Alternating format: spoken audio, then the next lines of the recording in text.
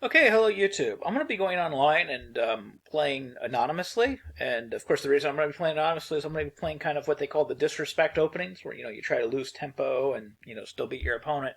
But I'm going to do something a little different than what other people do, where they're kind of like, haha, I beat this person with something crazy. I'm going to go over it and I'm going to try to explain exactly when my opponent starts making mistakes, and I'm going to give you the objective evaluation, even if that means that my objective evaluation is that I'm much, much worse in the position. I'm going to give you the objective evaluation of kind of what's going on and why, and I'm going to try to do that without losing on time. So we'll see what happens here. Okay, so we're playing anonymously, so this person doesn't know how good I am. So I'm going to open with h5. So already my objective evaluation is probably like minus a pawn and a half. Now already he gave a little bit of that objective evaluation back by playing e3. He's not taking the whole middle of the board.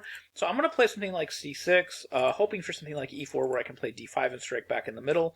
He's going to play knight f3. I'm going to play d6. Objectively, white's still a little bit better here. This h5 move doesn't really quite fit in with anything particularly all that smart. I'm playing kind of a King's Indian type setup, trying to play e5 at some point. Again, like the objective assessment is I'm a little bit worse here. e4 is actually a really good move. But I'm almost equalized here. So I'm going to play e5, going for this King's Indian setup. If he plays d5, I'm going to play c5 and close that position off. Okay, castles was not terribly unintelligent. I am going to play h4 because sometimes you can get away with like knight f6, knight h5 in positions like this. And if you do get away with that, it's quite a bit of a coup. I think I'm almost equal, like not quite, but close to equal. And I'm going to go over this game on the engine after this. So he created that pin. I'm going to break it because I need to be able to meet d takes e5 with takes. He can win that pawn, so he should be better after he wins the pawn. But that opens the h file, so this leads to other problems for him. So the position is a little bit unclear. I'm threatening stuff, threatening to come into f4, threatening stuff with my queen. Um, hmm. So I think I can just start getting stuff going. Again, like the objective evaluation here is I'm not better at this point. I think I'm worse. So the objective evaluation is I'm a little bit worse here, but I have a lot of interesting chances here because of the open H file, because of the outpost on f4, because of a lot of different factors. But we're just going to play knight f4, and then we're going to take back with the pawn. That way we have the potential to pawn storm later. I was also debating if I should have just played f6 first, gained that tempo, and then played knight f4.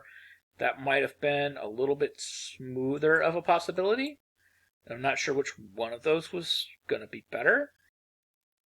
But here I think objectively I'm still doing a little bit worse. So he's managed to hold on to his advantage here. So bishop h6, just protecting that pawn. Now at some point g5, g4, getting some play going. Maybe knight f6. I don't know, if he breaks in the middle at the right moment with my king still in the center, I could be in a whole bunch of trouble. He's actually done pretty well, like managing all the transpositions so far. So bishop d3, we're going to play g5, threatening to play g4 at some point. That's what I was really worried about, was the e5 at the right moment. And this might be the right moment, although I can I think I can take once and then sidestep. But we'll find out here in a second if that's true. Because I'm going to have to take once, and then I'm going to have to sidestep with my king, because I can't take again. Oh, that makes it a little easier, because now I can take, and then on takes back, I just simply don't capture with the queen, I simply play king f8. And now my bishop is blockading, and everything should be fine. Of course, I couldn't play queen e5 because he had rook e1. So he did open it at the right moment. I think objectively black is still a little bit worse, but I think maybe we're getting closer to something happening here, because like we have f3 as a possibility, g4 as a possibility. There's a lot of swindling chances here. Okay, I think g4 is probably just advantage. Maybe I should have played f3. I thought maybe g4 was just advantage, black, because if he plays h4, I have f3. But maybe I should have played f3 first. Oh, but then he could have played g4 and closed everything off. So probably g4 is best. Yeah, so now just either queen e5 or f3 has got to be strong. Queen e5.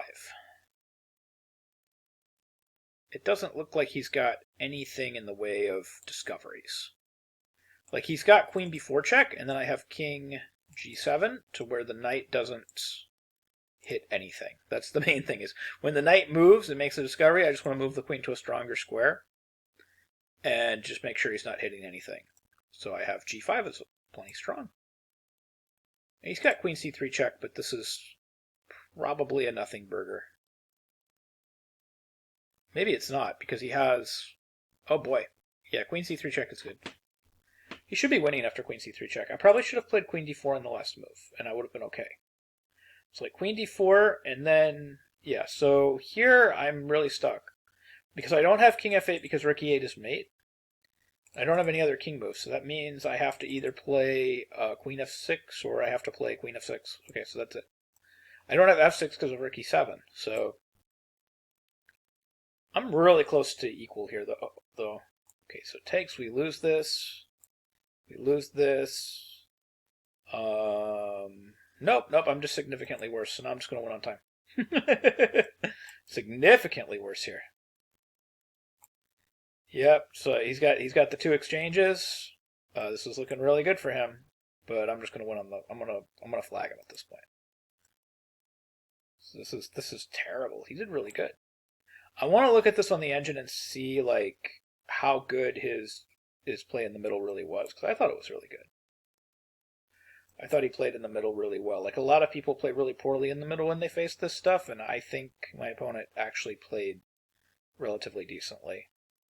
Yeah, he's having a hard time keeping it together with these two bishops slicing and dicing with his time pressure, but he's going to lose on the clock anyway. Oh, he actually hung his rook, but I didn't even care because he's losing. There we go. There, now I'm winning again. Yeah, so this is an annoying victory though. I don't even really like it all that much. Yeah, I win, but okay. So let's look at the analysis board just for fun, and let's go back. I thought I was worse the vast majority of the game, even when he played e5.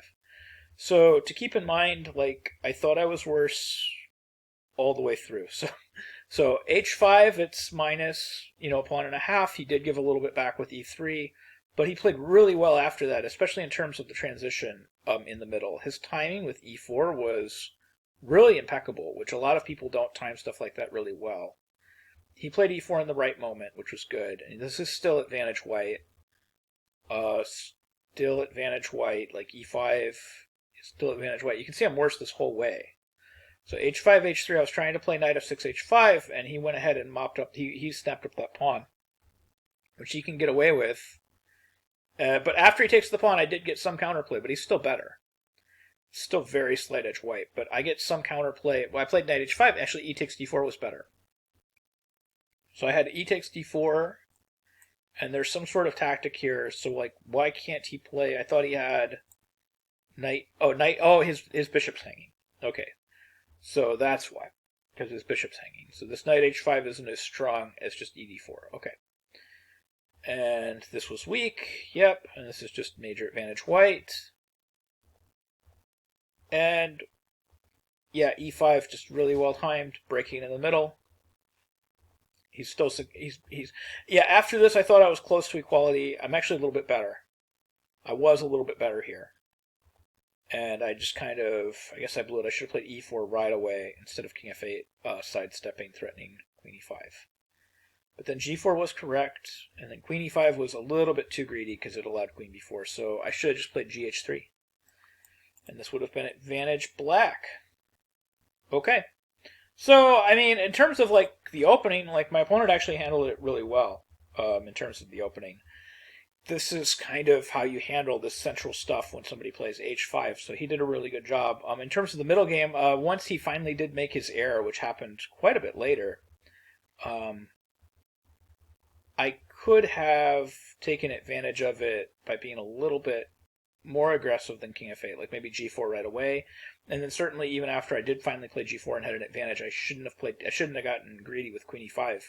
I should have gotten greedy with gh3. So this, just opening up the position, is apparently very, very slight edge black. Black's doing okay here. Like, this is interesting. Like, knight f6, bishop e6 to stabilize, and then maybe with this rook coming to d8 and everything. Black's position is goofy, but it should be equal or a little bit better.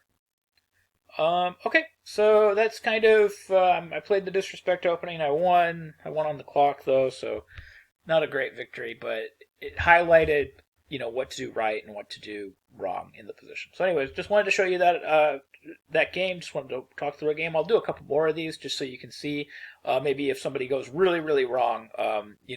So this video will probably be titled "Somebody Responds Really Well to the Disrespect Opening." So. I'm going to do another one, and we'll see if somebody responds poorly to it. Anyways, thank you very much for watching.